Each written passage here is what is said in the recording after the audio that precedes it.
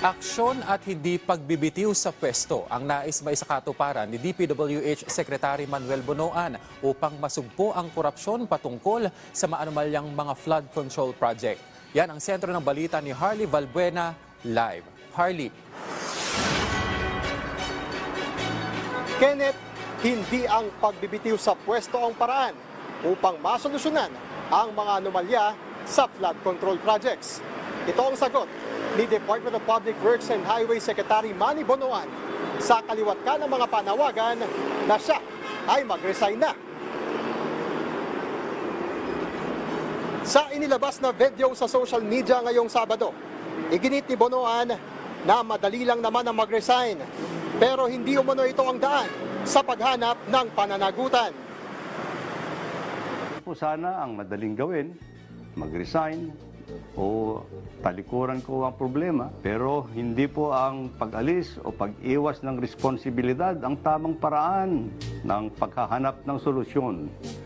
Sa akin po, tatanggapin ko accountability, pero tandaan po ninyo, hindi ko po kukonsintihin at papayagan ang anumang uri ng korupsyon na nangyayari. Iginit ng kalihim na hindi nakatanggap-tanggap ang pagtatayo ng flood control structures gamit ang substandard na materyales at lalo na ang mga ghost project na mismong si Pangulong Ferdinand R. Marcos Jr. pa ang nakadiskubre sa personal na pagbisita sa mga proyekto. Hinggil dito, inisa-isa ni Bonoan ang mga ginawa ng aksyon laban sa anomalya. Una, pagbuo ng Anti-Graft and Corrupt Practices Committee para sumbungan dito sa departamento.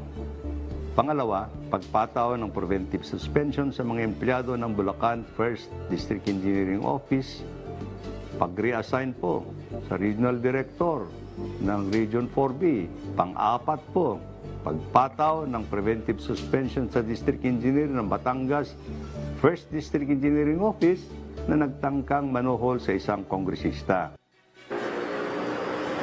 Sinabi pa ni Bonoan na patuloy na binavalidate ang flood control projects sa Bulacan at iba pang probinsya sa Region 3, Region 4B, Region 6, 7 at Region 8. Binubusisi na rin daw ng Commission on Audit ang mga kaduda-dudang proyekto ng Bulacan 1st District Engineering Office.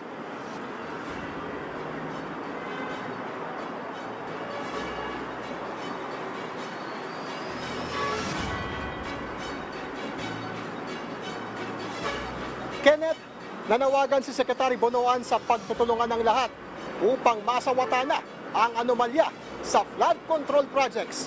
At bukod sa sumbong sa Pangulo website, pwede rin daw mag-report sa 16502 hotline ng DPWH.